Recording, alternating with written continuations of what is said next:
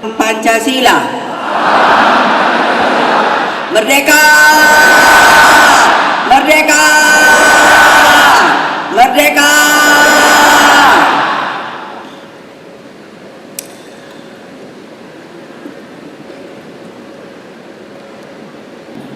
Ketahanannya tertutup.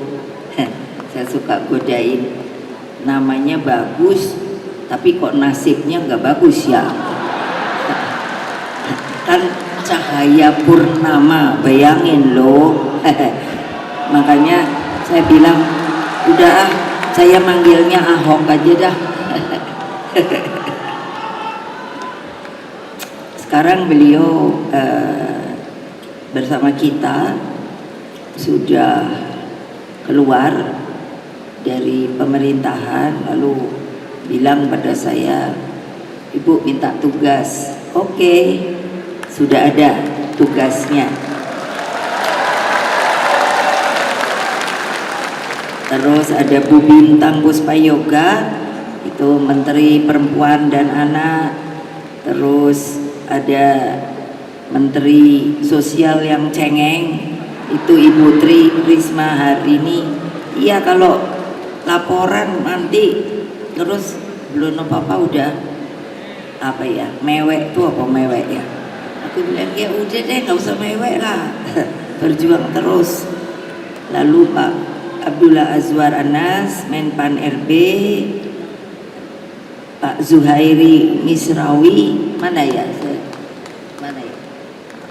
Beliau Dubes Tunisia rupanya kembali untuk hadir di sini.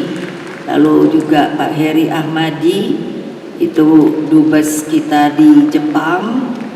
Lalu Pak Hendrar Prihadi, itu Kepala LKPP, dan para senior partai, kader partai. Tadi Mbak Puan, saya udah deg-degan aja. Mbak Puan tuh lebih cengeng dari saya. Jadi saya tadi ngelihat udah wah, saya udah gitu aja dalam batin. Tapi orang Pak Hasto sebelah saya juga langsung sentruk. Ini piye sih yang namanya penggede partai gitu, kok lama-lama jadi cengeng ya? Nggak perlu cengeng lah. Ya udah, kesabaran revolusioner.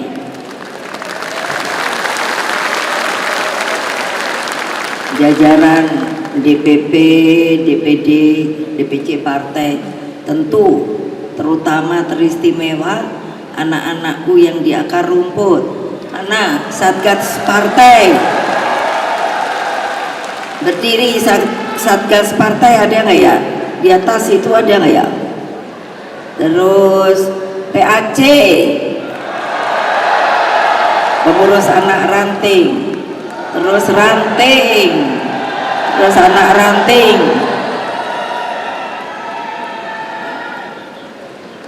Ini kalau ini saya mesti ngomongnya gini, saya sangat mencintaimu loh.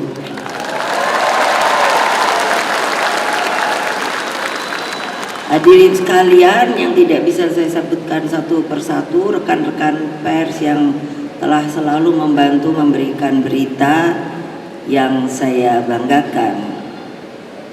Syukur alhamdulillah Rakernas kelima PDI Perjuangan dapat berjalan baik, penuh kedisiplinan di bawah spirit yang saya ajarkan sebagai api perjuangan nan tak kunjung padam. Tadi itu mau saya jadikan tradisi, siapa yang disiplinnya kuat. Jadi bukan hanya dari absensi saja, dari mereka keseriusannya dan lain sebagainya, kami berikan sebuah penghargaan.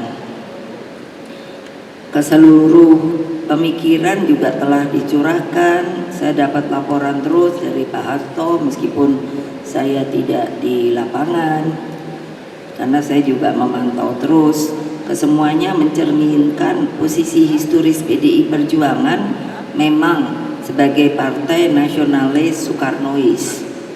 Dengan positioning inilah partai terus bergelut dengan problematika rakyat dan selalu harus menjadi suluh bagi masa depan bangsa. Makanya secara seremonial saya bilang pada waktu diskusi pada sekjen, apa ya simbolnya? Udah pakai api aja Bu, api merapen aja, dengan ada juga acaranya untuk bisa dilihat oleh rakyat. Jadi berapa kabupaten Pak Sekjen? Nah, melewati kabupatennya 20. Alhamdulillah sampai ke sini, dan ini tidak dimatikan, lalu nanti ditaruh di sekolah partai untuk terus bisa mengingatkan kita kalau semangat juang itu harus selalu membara. Berbicara masa depan, dalam perenungan saya, Indonesia lahir dengan sebuah konsepsi yang namanya negara paripurna. Ini sangat sering dilupakan bahwa sebenarnya dalam tinjauan visionernya Bung Karno bahwa suatu saat yang namanya negara itu akan bisa menjadi paripurna. Nah, terutama makanya mengapa saya untuk khusus PDI Perjuangan dalam mengenalkan lagu Indonesia Raya 3 stansa, karena setelah saya ulang dengar itu betul-betul merefleksikan kondisi Indonesia masa lalu, masa sekarang, dan masa depan, yang akhirnya tujuannya adalah negara paripurna.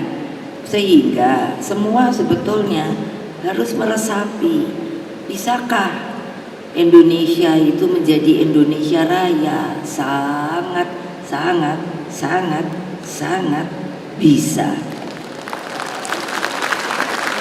Sekarang bagaimana? Tergantung kita, manusianya, manusia Indonesia yang telah diproklamasikan pada kemerdekaan kita 17 Agustus 1945.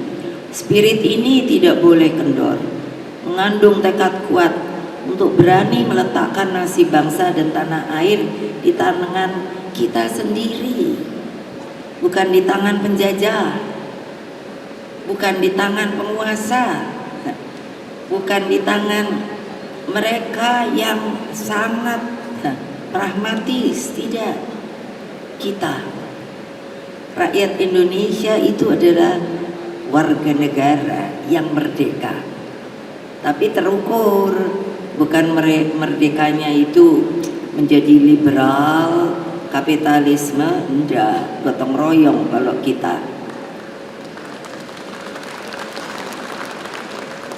Makanya tolong diajarkan kepada rakyat. Rakyat itu perlu pertolongan. Mereka haus akan sebuah guidance, diajari benernya kalau milih pemimpinku piye tau. Dulu saya begitu loh, ngajari nek kepingin jadi pemimpin itu piye caranya gitu kan. Saya bisa jawab kan, karena dapil saya itu kados pundi Bu gitu. Golek ono sing api, sing tresno karo wong cili. Oh ngaten nggih. Iya, gitu loh. Masa saya bisa jawab gitu, kalian nggak pernah bisa, ngomongnya aja nggak bisa. Jadi apa? Makanya pemimpin itu adalah harus merasa dia tuh bagian anak bangsa itu. Jadi aduh, jangan deh tidak percaya diri, bermental pengikut, dan mudah silau oleh kemajuan bangsa lain. Maka sama artinya dengan mengubur mental merdeka bangsa. Jadi ngekor kita. Makanya tadi kan saya bilang Itu saya tahu kan, ibu-ibu kalau yang tadi saya bilang mejeng terus gini dulu. Apa tadi? Ya? Sarangeo. Le orang ikut bahasane bagus, bahasa Korea. Lah ngopo to kaya enggak no bahasane. Lebih baik kalau memang mau ngomong gini. Ya, aku cinta padamu. Ono bae kok susah mentoyo. Pakai sarangeo. Bukannya menghina, enggak, itu biarin miliknya orang Korea. Gitu loh, kan kita punya sendiri budaya kita. Agar kemerdekaan itu bisa apa? Bisa kekal dan abadi. Bung Karno telah meletakkan Pancasila. Beliau itu menurut saya itu apa ya? Kelihatannya ada untungnya kalau ditahan. Jadi membuat keadaannya itu kan sepi gitu loh, gak ada yang diajak ngomong. Jadi ininya jalan, kreativitasnya, imajinasinya, berdialog dengan para tokoh-tokoh bangsa lain loh. Iya, beliau bicara soal sosial, itu kan berdialognya itu tidak langsung tapi sangat membawa peran yang membuat kenapa sih kok akhirnya dipilihnya Pancasila yang dapat menyatukan seluruh komponen bangsa. Itu bisa loh menyatukan seluruh komponen bangsa. Lah makanya saya kan tidak setuju kalau yang saya jelas tadi, ulangi lagi, kita ini warga negara sah apa ora toh gitu. Lah kok terus karo orang Indonesianya sendiri tuh Pak Nurdin dia ketawa deh. Lah ya emang iyalah. Lah kalau umpamanya harus digempur gitu. Dulu kan Bung Karno jelas loh, siapa yang mau mengganggu namanya Republik Indonesia digempur, namanya pemberontakan. Nah, tapi kan kita berontak enggak, kita minta keadilan, pemilunya langsung, betul apa tidak? Nah ya betul loh. Coba kita juga boleh ada calon gitu loh, mbok fair aja lah, mau dulu. Lah ini ngopo toh kalau di-create kayak gini. Lah saya ya pikir gak ada guna itu reformasi lah. Mau kembali setback, itu namanya setback. Jadi kembali ke belakang. Kalau saya ndak mau, karena apa? Kalau Bung Karno selalu ngajarinya apa? Pantare itu ke depan. Kayak air sungai dari mata air, dia terus mencari kemana? Turun ke laut, kembali ke induknya, nanti mengembul, dia naik lagi, turun sebagai hujan, masuk lagi sebagai mata air kehidupan. Itu Pantare. Wah, saya waktu baca itu Pantare, keren deh. Ini udah pada lupa. Saudara-saudara sekalian, ideologi Pancasila dalam penyelenggaraan pemerintahan negara sangat ada penjabarannya dan dijabarkan dalam Undang-Undang Dasar Negara Republik Indonesia tahun 1945. Itulah yang disebut konstitusi kita.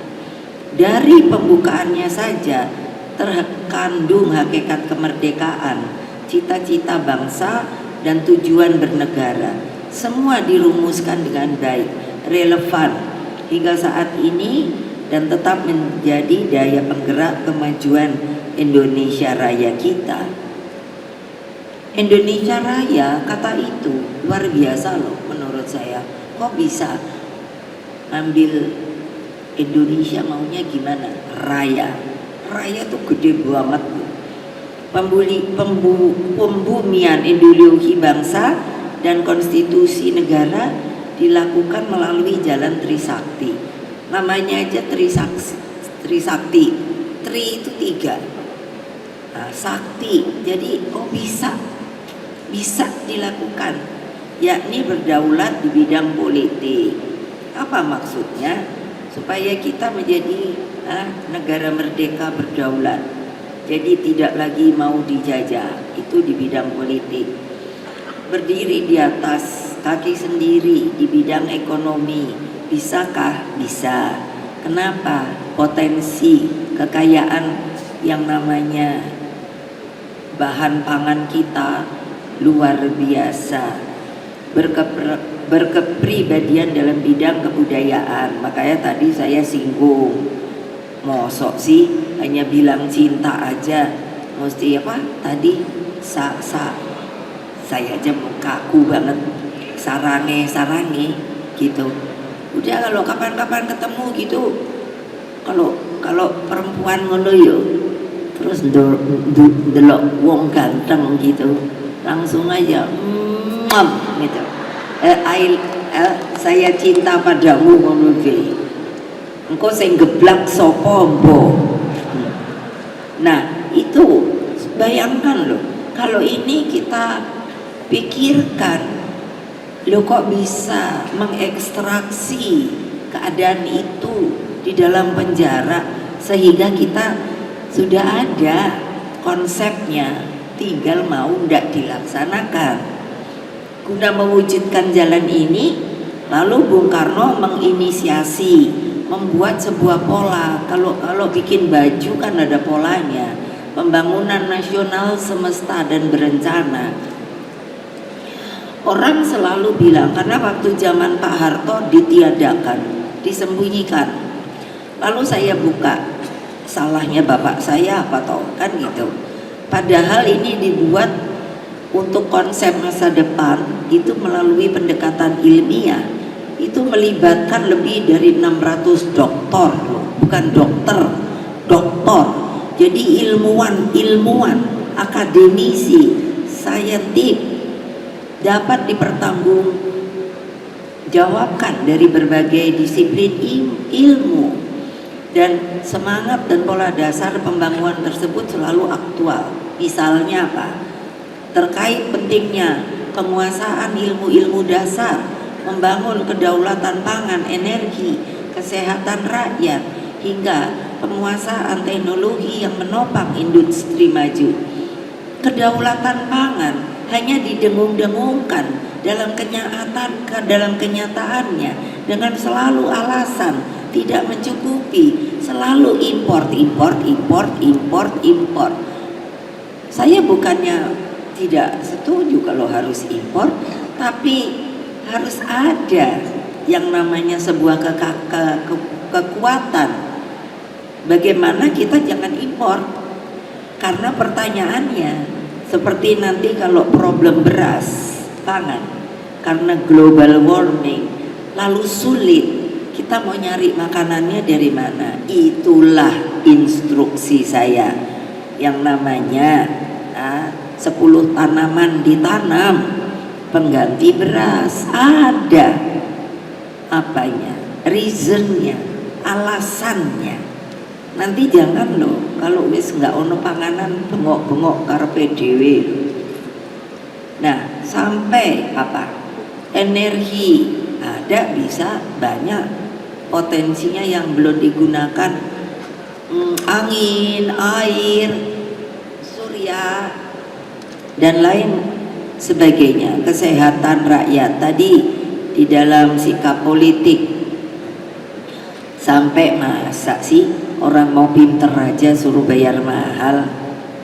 Berapa gelitir sih yang orang kaya dibandingkan kalau yang namanya warga negara kita yang masih belum berpunya, hingga penguasaan teknologi yang menopang industri maju. Kemarin kapan saya bilang di Pulau Bali, saya paksa Pak Gubernurnya FGD. Karena Pak, Bali ini lama-lama ini udah mulai gerenang-gerenang kekurangan air loh. Karena orang pulaunya segitu, maunya terus selalu alasannya turisme boleh, tapi kan terukur dengan kecil pulaunya. Ini enggak, oh yo dianteng mebeng. Nah, lalu rakyatnya nanti kan kasihan, tidak menikmati. Yang datang turis asing. Saya bilang, mbok di alokasi kuota. Jadi napas pulaunya itu ada, tidak tertekan gitu. Ini semua pikirannya adalah tourism. Saya bilang, saya bukannya anti turisme loh, tapi terukur. Karena tourism itu juga bagi kehidupan rakyat kita, bukan terbalik. Nah begitu. Dan ini sebagai model, saya ingin nanti model. Jadi di nanti kalau pilkada itu tidak ada, kan harus bikin visi misi dari partai. Kalau ada yang tidak setuju, tidak jadi. Kami yang akan membuat visi misinya, dan itu harus dijalankan, dan itu sampai visi sama kepala desa yang dari kita. Kalau dari lain saya nggak mau urusin, terserah. Tapi kalau dari kita tidak seperti sekarang, kan saya lihat centang perenang, belam bonteng. Wah, kalau nanti ditanya, saya kan suka ngobrol, umpamanya kepala desa, kok pinter ya kamu bikin visi misi, ini kamu pikiranmu dewe, pikiranmu sendiri, boten. Yang lucunya kan dia hebat nih, boten, kayaknya tuh bangga, ini kan pakai konsultan bu, matang. Awas lo ya, kalau masih gitu enggak dah. Saya bikinkan. Dan ininya apa? Saya ambil dari pola pembangunan semesta dan berencana. Kenapa? Apakah dapat dipertanggungjawabkan? Dapat. Karena kita udah bedah. Jadi dapat dipertanggungjawabkan. Karena itu yang seharusnya pada waktu itulah dibuat oleh Bung Karno, tapi begitu Pak Harto dirubah, disembunyikan. Baru setelah itu kan saya cari apa sih kok sampai disembunyikan. Ketika dibedah ada timnya. Waduh, saya bilang, coba sayang banget ini, hanya karena itu katanya buatan Bung Karno. Ya zaman Bung Karno memang, tapi yang buat tuh 600 doktor. Gawat deh. Kenapa sih? Supaya di Bali itu kebudayaan, spiritualitas dan alamnya yang begitu otentik harus tetap ada. Nggak bisa saya bayangkan kalau orang turis kan malah suka kebalik-balik. Kalau saya dilihat gitu, where are you come from? Gitu, Indonesia, gitu kan. Saya pikirnya udah bangga aja. Terus orangnya mengkerut gitu, where is Indonesia? Gitu. Ih, salah juga ya. Gimana supaya tahu? Do you know Bali? So your country is Bali and then the city is Indonesia. Matang gitu baik. Karena apa? Gitu, kayak kita ini nggak cinta pada negeri kita. Saya ngalami itu, gila juga dipikirnya Bali negaranya, ibu kotanya Indonesia. Itu di Amerika loh, kebayang nggak? Saya ditanya kayak gitu. Jadi jangan dipikir loh. Lalu kalau Bali nanti pergi ke Bali, wow semuanya kan kalau ini, Bali katanya beautiful, bla bla. Tahu-tahu nanti kalau udah datang ke Bali nggak ada tarian baris, nggak ada, terus apa gitu, tapi hip hops itu, aduh hip hops, terus apa, rock and roll, waduh, bayangin. Saya udah marah tuh sama Pak Koster, mana dia orangnya? Mana, udah nggak ada ya? Mana dia? Oh itu dia. Iya, awas lo ya. masa kafe-kafe dibiarin kayak jamur aja. Aku bilang itu kan tempat narkoba. Saya nih pernah loh, saya ini manusia bertanggung jawab. Saya pernah loh jadi sukarelawan di Pamardi Siwi. Masih ada apa enggak itu ya? Rehabnya polisi. Masih? Saya pernah sukarelawan loh.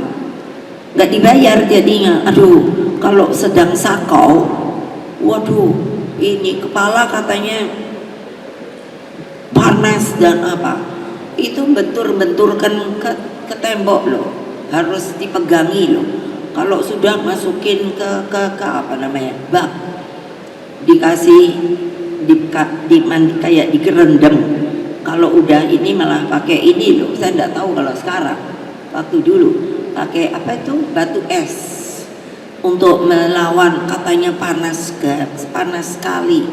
Lo kok gitu, seneng ya orang madat, lalu drugs gitu, terus psikotropika. Siapa yang suka nyabu? Ayo ngaku, angkat tangan, jangan ketawa. Lo iya loh, kalau udah apa teleng gitu, masya Allah. Aduh, nah konsepsi negara paripurna adalah satu kesatuan konsepsi dari pemikiran para pendiri bangsa. Pancasila, cita-cita proklamasi 17 Agustus 45, Undang-Undang Dasar Negara Republik Indonesia 1945, dan juga pola pembangunan nasional semesta berencana. Kalau pada waktu itu saya akan terus berpikir, ketika diambil oleh Pak Harto, pertanyaan saya, apa salahnya dari cara pikir Bung Karno? Kenapa kok diambil sama Pak Harto? Loh, itu dialektika namanya, berpikir dari keadaan yang terjadi. Why? Kamu tuh juga mesti gitu, sehingga nanti ada jawabannya. Jawabannya itu ya menurut saya itu memang tidak ada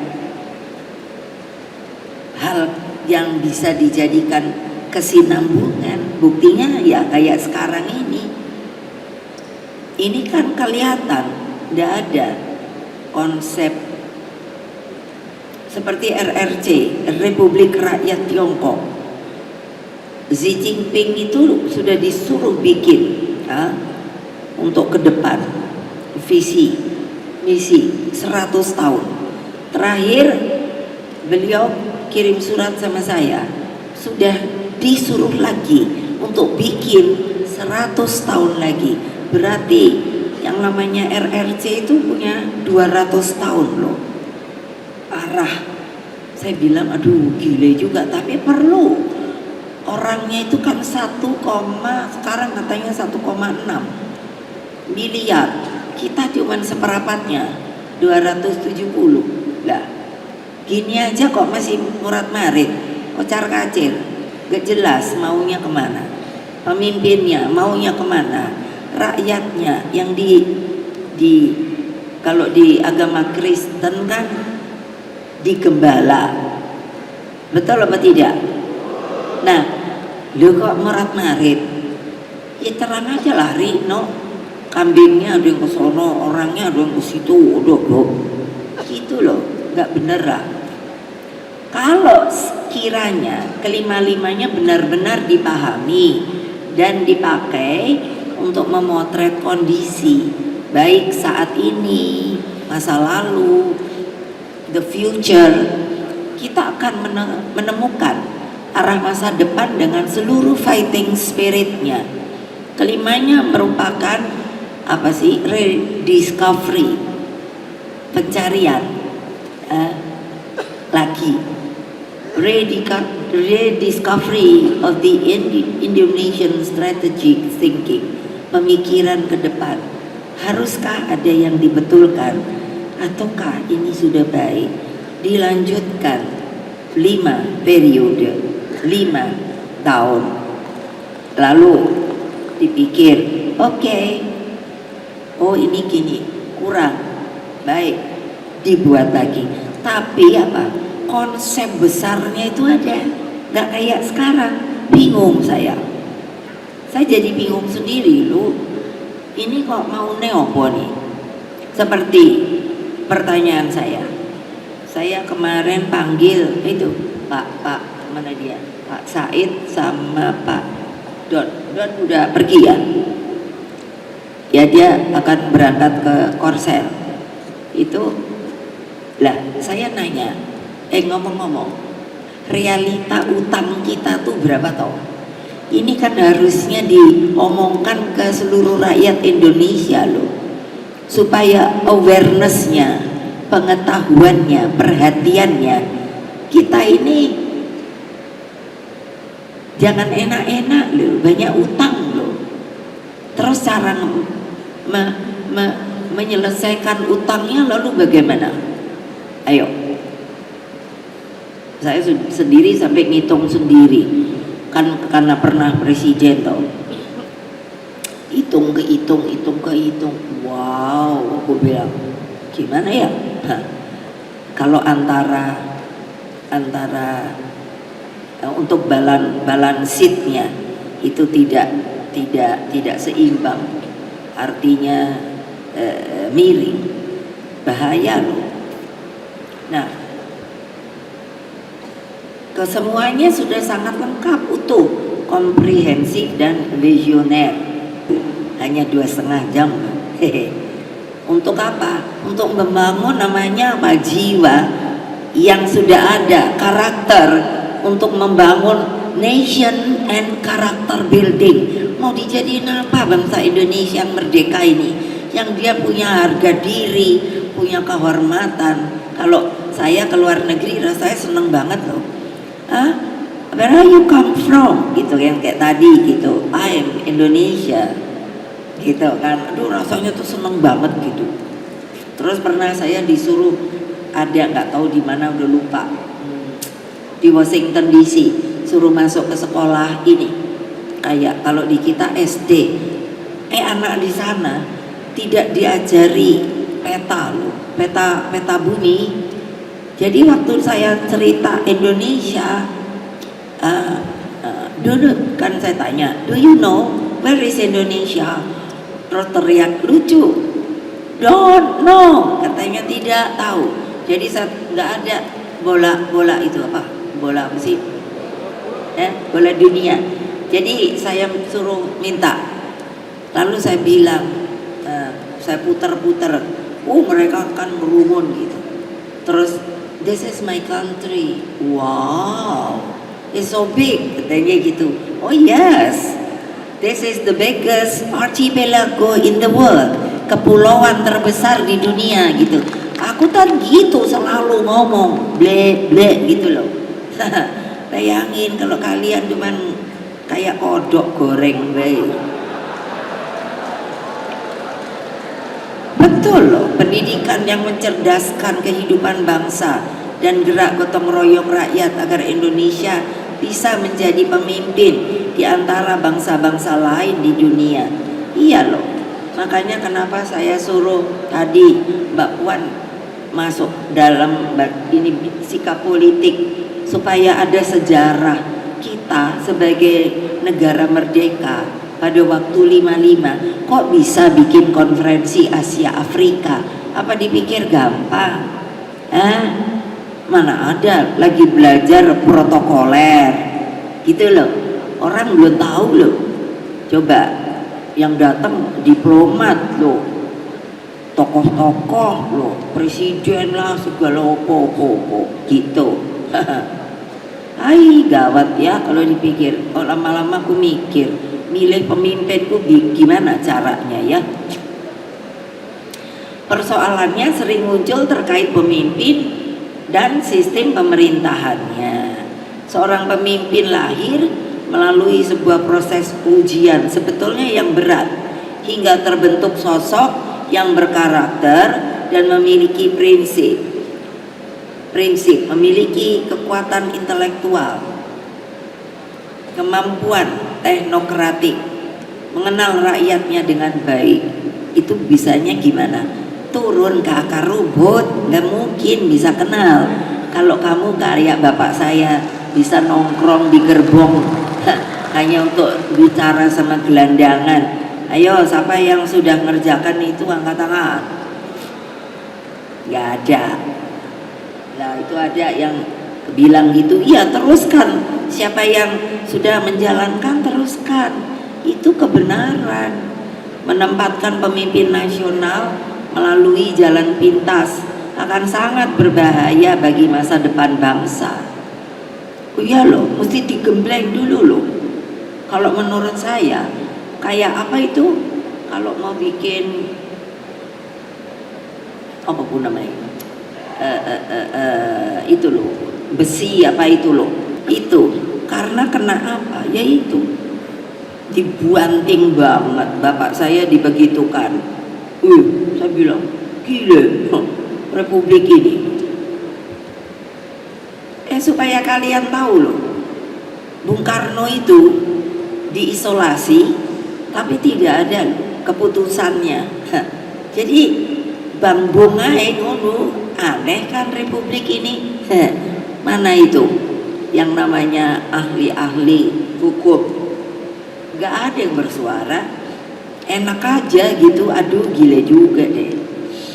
Nah ini akan sangat berbahaya kalau berada di tangan seseorang yang tidak mumpuni, yang tidak punya apa ya, empati gitu. Hal ini yang juga menjadi keprihatinan saya adalah kurangnya kesinambungan pemerintahan akibat ya ini tiadanya pola pembangunan jangka panjang. Konsepnya tidak ada. Konsepnya itu kan saya kan di BRIN itu masuk Pak Soeharto, Bappenas.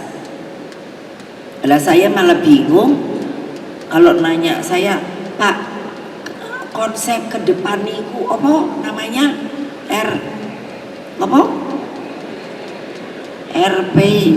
RPJMN. Loh saya tuh sampai nanya sendiri, akhirnya beliaunya malah yang bingung. Loh, Pak ini disandingnya masa ama apa sih? Terus piye sih carane gitu? Bingung kan? Loh, kenapa? Ya tidak tahu saya. Nah ini kan yang saya gambarkan sebagai tarian poco-poco. Tahu nggak tarian poco-poco? Tariannya tuh bagus loh, saya suka nari poco-poco, kompak dan berirama. Namun kalau dalam politik jadi aneh, arah bangsa nanti udah maju, lain visi misi mundur gitu. Siapa yang rugi? Bangsa sendiri. Contohnya adalah seperti yang saya katakan, peristiwa tahun 65. Nah juga dengan yang namanya waktu terjadi masalah Jakarta, daerah khusus Jakarta, terus Pilpres 2024. Ya saya boleh kalau ini nanti tolong bikinkan lagu, namanya adalah Poco-Poco Kepemimpinan. Siapa yang bisa bikin, ayo bikinin dah. Mana dia tadi Mbak Krisdayanti? Nah bikinlah supaya nanti mau lagunya, iramanya itu dung dereng dung ding deng dung deng dung dereng dung ding deng ding deng dung dereng dung deng gitu. Ayo bikin no, karena kan kayak poco-poco gitu kan. Tapi ini kepemimpinan lo, kebayang nggak? Pusing dah. Hadirin sekalian, Rakernas 5 ini telah membahas seluruh aspek strategis terkait pilkada. Persiapkanlah pilkada dengan sebaik-baiknya. Jaringlah calon-calon pemimpin yang benar punya fighting spirit, berani menegakkan kebenaran, tidak berbohong, setia, memiliki karakter yang kuat, tidak hanya berpikir zona nyaman, Lalu apa? Mumpuni itu perlu loh. Mumpuni ku apa toh? Pintar secara intelektual, gitu loh. Tapi di sininya juga halus gitu, gampang tersentuh gitu. Saya lihat rakyat yang, aduh kadang-kadang apa ya? Saya pernah loh, sukarelawan saya tuh di museum, maksudnya nggak dibayar, narkotika,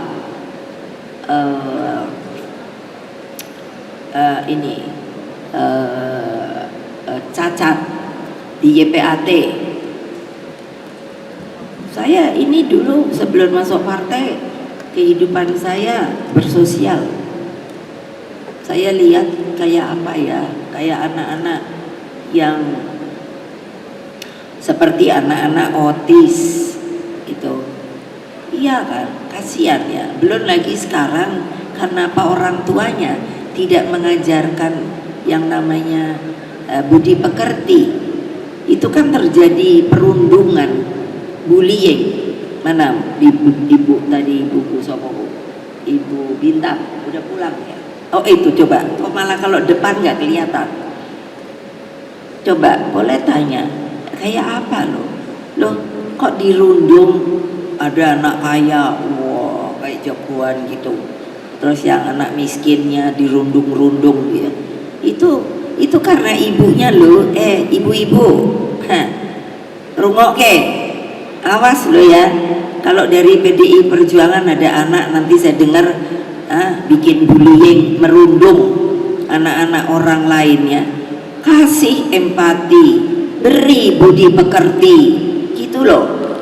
Jangan asal terus mau mejeng, aduh kawan. Loh iya, itu berbudi pekerti banget loh. Tanamkan itu dari awal. Sopan santun pada orang tua. Aduh, itu udah kayaknya kadang-kadang saya mikir ini dunia mana ini, gitu loh. Jadi kalau sikap politik partai, tantangan ke depan tidaklah ringan. Juga bagaimana beratnya pekerjaan rumah untuk membangun sistem hukum yang berkeadilan. Karena menurut saya bilang hukum itu sekarang versus hukum. Hukum yang mengandung kebenaran, berkeadilan, melawan hukum yang dimanipulasi. Ini padahal ya hukum dan hukum ini kejadian di MK, di KPK, gitu loh. Terus di KPU. Heran saya KPU. Loh iya loh. Kok nggak ngerti saya. Kok bisa nurut gitu. Padahal Komisi Pemilihan Umum kan harusnya dia pasti luber, pasti jurdil. Jadi apa? Netral. Enggak. Aduh, pusing dah. Bawaslu, mana saya dengar semprit? Enggak ada. Kan mestinya sempritnya tuh keras banget kan. Prat-prit, apalagi yang kemarin. Mestinya prat-prit, prat-prat gitu kan. Enggak ada. Sepi, sunyi, sendiri. Benar apa enggak? Gawat. Nah, jadi ayo dibenerin dah. Supaya apa sih?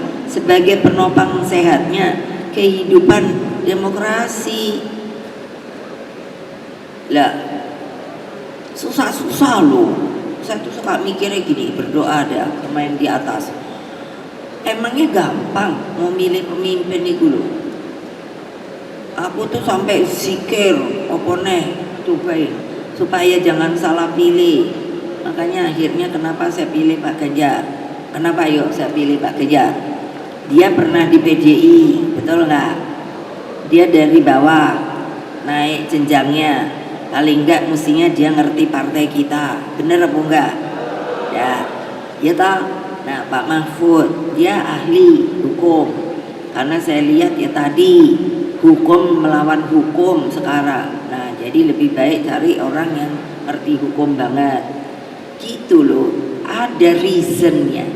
Sikap politik terhadap pentingnya sistem meritokrasi berbasis kompetensi dan prestasi, ini yang harusnya ada, karena ini ternyata sangat dinanti. Saya mendapatkan reformasi birokrasi berbasis kinerja dan tersedia jalur khusus, jalur istimewa bagi mereka yang berprestasi, terutama bagi daerah 3T, disebutnya tertinggal, terluar, terdepan. Kenapa begini? Kan pulau-pulau. Daerah 3T ini membutuhkan sangat keberpihakan negara. Apalagi kalau untuk guru, tenaga kesehatan. Nah, lalu juga tentunya supaya tidak kuper, harusnya ada modulasi mengajarkan umpamanya dari masalah teknologi digital supaya gampang piye gitu loh. Tapi heran juga ya, rakyat tuh ya pinter juga loh. Kadang-kadang saya lihat sekarang HP itu paling murah berapa toh? Bukan paling mahal loh, paling murah berapa? Hah? Piro? 1 juta? Loh, itu yang makanya saya bilang pinter. Lu kok bisa ya beli HP ya? 1 juta itu larang loh. Kalau makan itu bisa sebulan toh. Mana Mbak Ita? Betul nggak? Kurang lebih toh untuk sebulan. Kok bisa ya beli HP ya? Wih, dari mana ya dia datangnya ini duitnya? Atau ini pinjem sama pinjol? Ayo, lihat. Kadang-kadang tak lihat. Iya loh, bapak, ibu, anak, betul nggak? Lihat. Jadi tak liatin. Kalau dibilang miskin, kayaknya kok enggak juga ya. Udah mulai sejahtera ya. Tapi kalau dengar Ibu Risma sampai nangis-nangis, ada orang tua aja tinggal di kandang kambing. Ini kan berarti apa? Ininya, apanya ini? Bentangan perbedaannya itu juga makin jauh dan makin begini. Nah, bayangkan mana yang mulai masuk dalam zona nyaman dengan yang mereka masih miskin dan papa. Bayangkan loh, padahal yang namanya berkeadilan, waduh, aku pikir untuk kesejahteraan rakyat, aduh, aku pikir piye iki yo. Nah, coba toh. Nah, saudara-saudara sekalian, anakku yang kucintai, seluruh rakyat Indonesia dimanapun mereka berada, posisi politik PDI Perjuangan terhadap pemerintahan yang akan datang merupakan sebuah hal yang bersifat strategis dan selama ini selalu diputuskan di dalam kongres partai.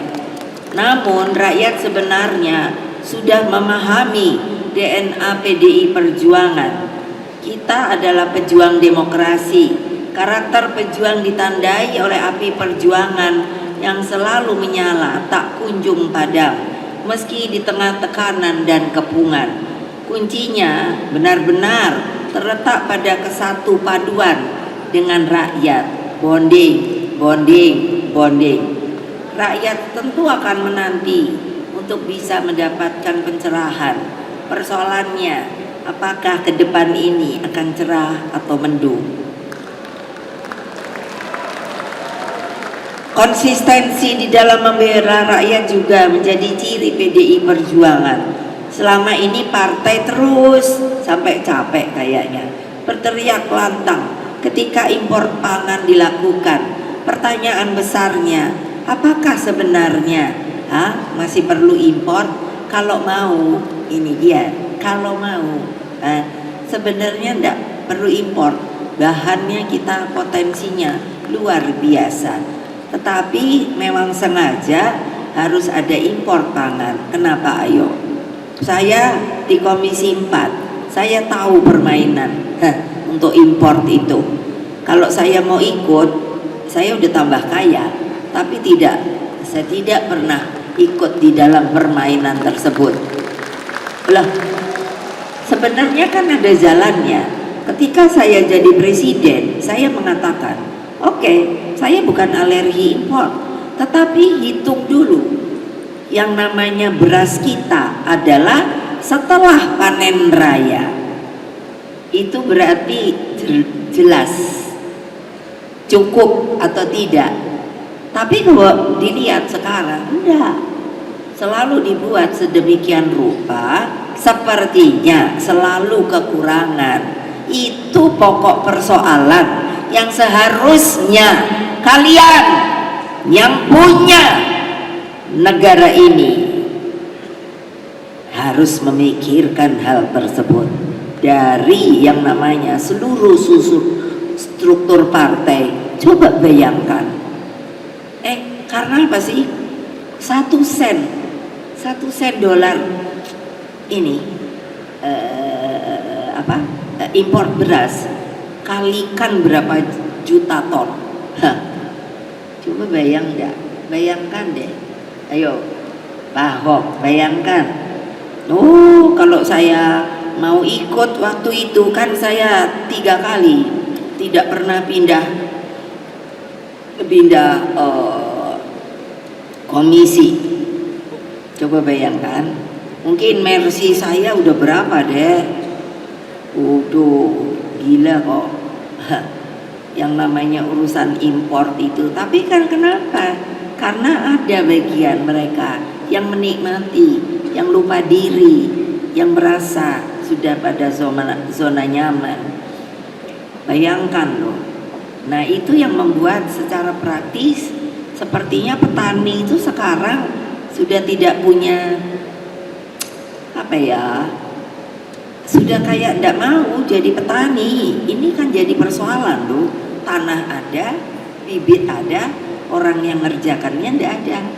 Ini pikiran kalian loh di daerah. Nah,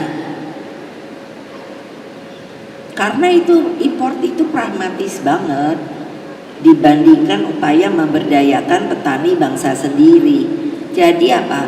Dulu Bung Karno selalu teriak, juga partai harus menolak sama. Jadi bahasanya tuh Perancis, exploitation de l'homme par l'homme. Nah, kalau anak saya waktu jadi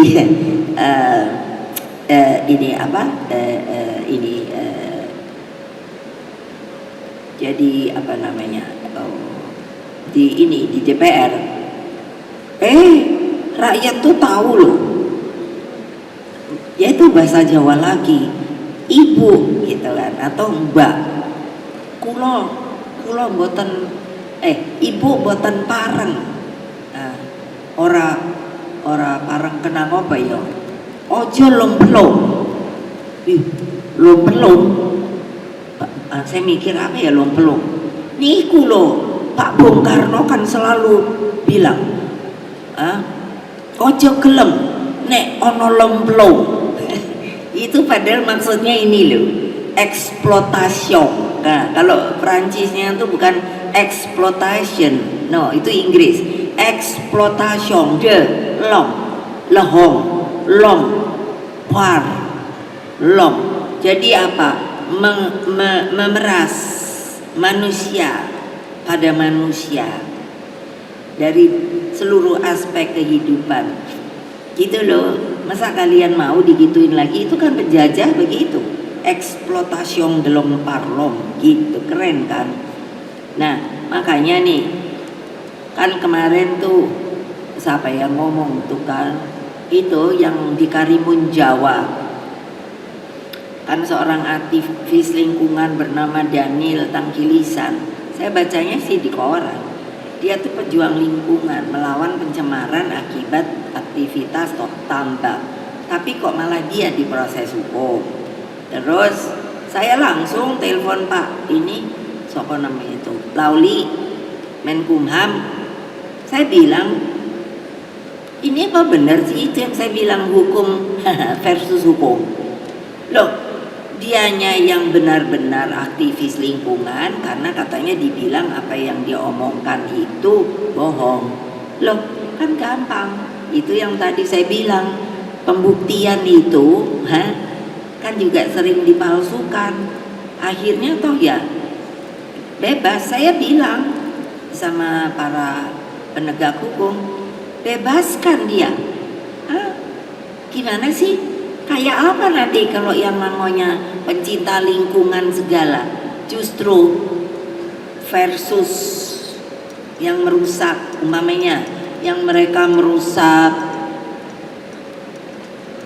hutan, malah yang ditangkap yang yang membela.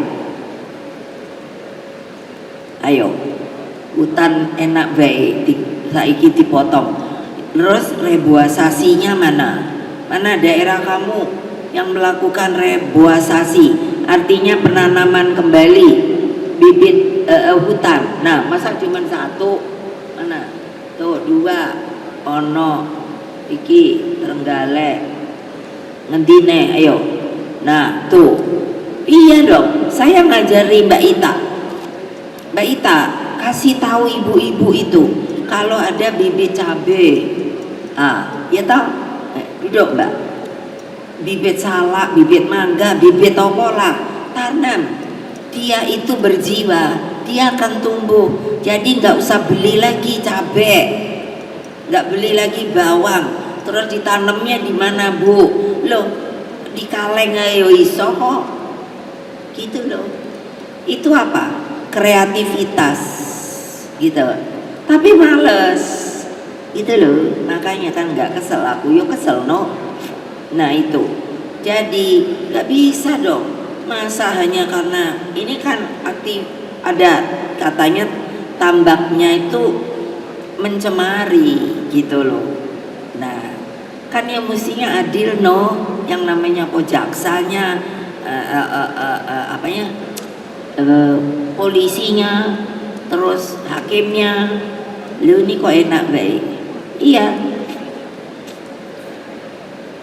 Nah dengan begitu DNA dan legacy historis di atas, maka sikap politik PDI Perjuangan didasarkan pada pemikiran mana yang akan membawa bangsa Indonesia menjadi lebih baik, berdaulat dan lebih berdiri di atas kaki sendiri. Itulah landasan pilihan sikap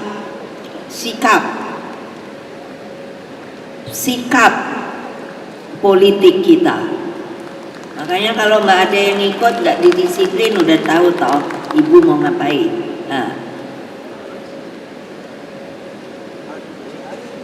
Lah ini kan juga kan sikap politik partai berada di dalam atau di luar pemerintahan, gitu kan.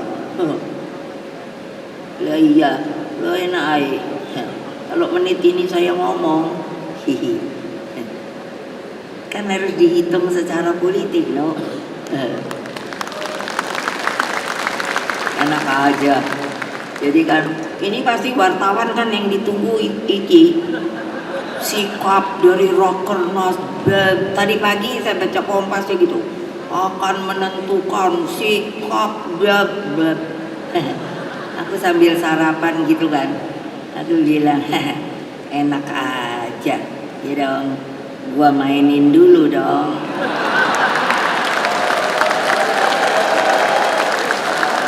Setuju gak?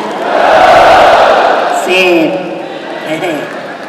Karena itulah hal yang terbaik saat ini adalah sudahlah turun ke akar rumput untuk persiapan pilkada ini. Digalang rakyat, dikasih pengetahuan. Nah, jangan enak-enak kamu kasih tahu kalau di amplop itu ada 1 juta. Ini permainan bener loh. Itulah makanya ibu tuh suka penasaran. Aku nih kan benernya dulu sama anak-anak waktu zaman PDI, mana si Rahmat tuh. Aku nih dibilangnya ratu preman. Loh iya loh. Kenapa? Kayak preman aja. Aku nggak pernah mau percaya. Nah kayak sekarang ya gitu keluar ragu. Kenapa ya? Karena aku nanya, lo kamu kok mata duitan banget? Ini sama rakyat. Kok kamu udahnya baru menyesal? Lu Bu, dibilangnya, jadi pinter toh, umpamanya di dalam amplop, jangan tergiur lagi loh. Dibilang di dalamnya nih hanya 300.000, oke? Tapi di seal amplopnya. Terus apa? Dikasih kan, terus bilang ini jumlahnya 1 juta loh, gitu, oke? Terus udah gitu apa? Kamu KTP-nya ada, kan ada HP, difoto dah, amplop difoto, truk lagi nerima, terus KTP ikut, terus udah tahu? Karena ada yang bahaya tuh pakai KTP karena katanya itu tanda terima, padahal waktu dibuka cuma 300.000 perak, dipikir ibu bohong. Ayo, kan pasti nggak ada yang takut berani ngomong bener apa enggak, itu kebenaran. Saya nanya, ibu gimana dong Bu, ternyata isinya enggak 1 juta tapi 300.000, ya siapa suruh terima, gitu aku. Enak aja, mungkin tampanku kan cantik, pintar, seperti baik hati ratunya PDI Perjuangan gitu. Tapi aku ya ratu preman loh. Kesel aku ngeliat dibohongin gitu. Gila, aku bilang kesalahmu dewe, mata duitan ngono aku karo rakyatku. Ada loh yang kesian deh. Terus gimana dong Bu? Lo kok tanya, nah duit tinggi. Ya udah entek no Bu. Kocak deh rakyat tuh. Aduh gawat. Coba bagaimana coba kalau sebagai pemimpin aja kamu itu nggak pernah ngerti gituan. Aduh kesian deh. Nah yo, ini instruksi lagi nih, yaitu apa? Menanam 10 tanaman pendamping beras, sumber air itu dijaga dengan gerakan penghijauan, terus mencegah stunting. Kalau mau itu tanya mana kemarin ada, sekarang nggak ada kali ya, Pak Hasto Wardoyo. Lalu kemiskinan ekstrim kalau bisa jadi 0% di setiap daerah kamu, itu gampang kok. Kamu tuh kasih makan aja, namanya iku sopo, sopo tuh dari PAC, hanya di RT. Alah RT itu paling gede berapa sih sekarang? Siapa yang tahu ya? Maksudnya warga RT di mana aja paling besar itu di mana ya? Ada nggak? Riko? Bukan di mana itu? Ya, nggak, yang paling banyak daerah mana coba? Oh enggak, kalau Jakarta ya itu. Coba. Terus ini nih ya, urusan daripada segala orang daerah menggumpal ke Jakarta mencari kehidupan pekerjaan. Padahal waktu zaman Bang Ali, Jakarta itu tertutup karena dia udah tahu. Saya tuh diomongin, ini harus menjadi kota tertutup Jakarta. Kenapa? Nah sekarang itu tanggung jawab kamu loh. Kan udah ada otonomi daerah yang tadi saya bilang, untuk melihat sebenarnya kamu udah mau pemekaran kok nggak sanggup bikin PAD. Nah mestinya kamu kan bisa, yang namanya orang daerahmu. Iya, kamu kalau saya yakin kalau daerahmu juga gemah ripah loh Jinawi, pulang dia. Tapi karena enggak, cari di Jakarta, makanya banyak loh orang luar, bukan orang asli Jakarta itu apa, jadi pemulung. Coba kalau enggak percaya, kamu jalan-jalan cari pemulung, tanyain kamu orang mana.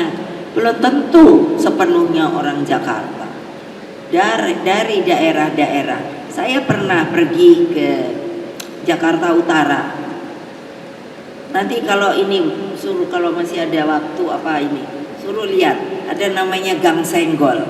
Alala, itu rumah-rumahnya itu kayak sarang burung. Terus tadinya Gang Senggol mau saya tutup. Kenapa? Jadi itu gang. Jadi kalau jalan nggak bisa begini. Jadi kalau jalan umpamanya dari sana ke sini lalu begini. Nah, jadi katanya tuh senggolan. Tapi nggak bisa, nggak boleh ditutup. Kenapa? Bayangkan ibumu aja jalan ke gitu. Kalau nggak percaya sana Jakarta Utara, nggak boleh, karena itu rupanya apa? Jalan pintas. Jadi kalau muter lebih jauh kan? Iya, kamu tuh pernah nggak sih? Siapa yang nggak pernah turun ke bawah? Angkat tangan lagi. Semua koyo ini kan pernah turun ke bawah, ngapusi. Itu PAC ranting, anak ranting, laporan nama ibu langsung. Yes. Kalau mereka ini yang kayak bos-bos ini, sudah jadi dan tidak mau turun ke bawah ke tempatmu, bilang sama ibu. Ini janji saya loh. Jangan enak-enak, kan saya udah bilang. Partai ini mau saya jadikan partai pelopor. Kamu yang tidak bekerja untuk rakyat. Ini benar loh, bukan drama loh. Ya, janji ya. Gak usah takut. Nanti kalau Bu, saya ditakut-takutin, gak usah takut. Kamu itu punya hak kedaulatan rakyat. Dari kamulah sebenarnya mereka ini akan jadi pemimpin-pemimpin yang harusnya mencintai rakyatnya itu.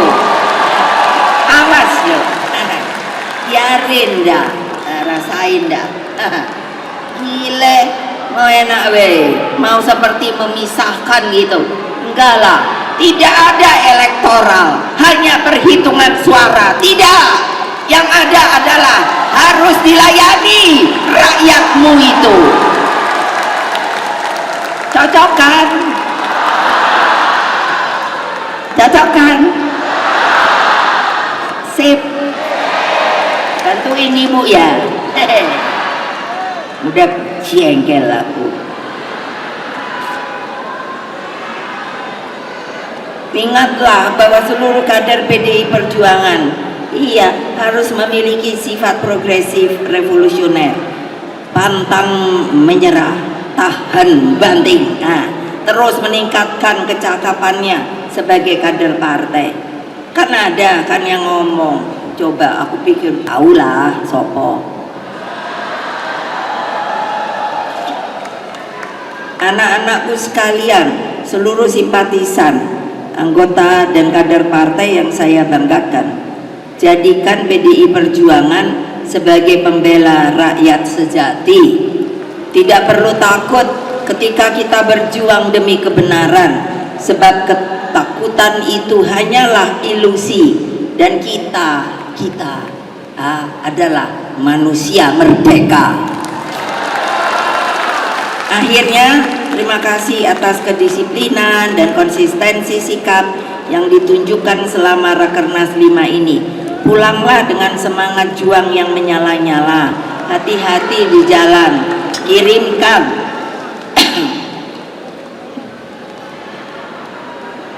salamku pada keluarga dan mereka yang tidak dapat hadir di tempat ini. Kobarkan terus api perjuangan nan tak kunjung padam di dadamu. Khususnya rakyat Indonesia yang begitu setia memegang harapan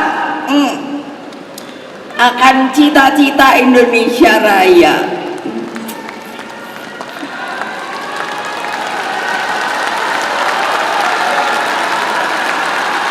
Maka dengan mengucapkan syukur kehadirat Allah Subhanahu wa Ta'ala, Tuhan yang Maha Kuasa, dengan ini, dengan resmi Rakernas kelima PDI Perjuangan saya nyatakan ditutup.